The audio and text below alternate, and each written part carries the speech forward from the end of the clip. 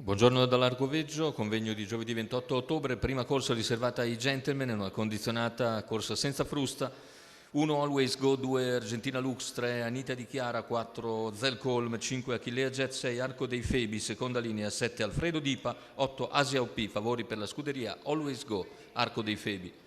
Macchina che accelera, veloce in partenza Zelcolm che conquista il comando mentre ha sbagliato subito Always Go. In seconda posizione Argentina Lux, gli altri più discosti. Se ne va intanto la prima piegata e la curva completata in 15,5. Procede in vantaggio Zelcolm nei confronti di Argentina Lux, partita bene invece Asia OP dal seconda numero fila. 5 Achillea Jet, la squalifica per squalificato. Achillea Jet, i cavalli che hanno completato il quarto iniziale in 31,5.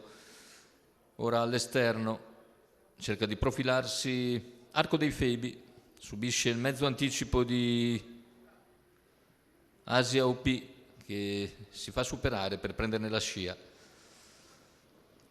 Completati i primi 600 metri con al comando tranquillamente Zelcolm, all'esterno si impegna Arco dei Febi, se ne va il giro iniziale nell'ordine dell'1, 2 e 2 e insiste all'esterno Arco dei Febi, ribatte comunque Zelcolm, a contatto Argentina Lux, a largo anche Asia OP.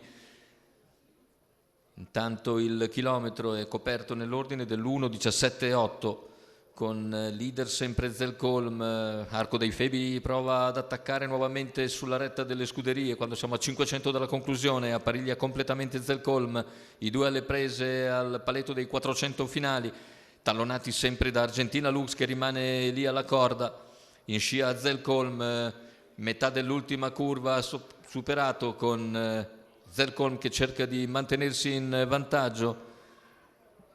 Completamento della piegata, ingresso in addirittura d'arrivo, Zelcolm si presenta in vantaggio, Argentina Lux può scattare ora in open stretch, ci riprova anche Arco dei Febi mentre Alfredo Dipa si esprime all'interno finale con il numero 2 di Argentina Lux che dovrebbe essere riuscita a prevalere su Arco dei Febi.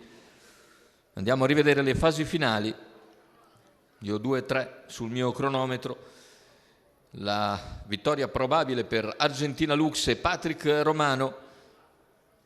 Arco dei Febi ci prova fino in fondo, sopravanza Zelcolm che è stanco nel finale, ma Argentina Lux all'interno mantiene ancora un'incollatura scarsa di vantaggio, mentre Zelcolm rimane terzo su Alfredo Dipa. La vittoria per Argentina Lux e Patrick Romano.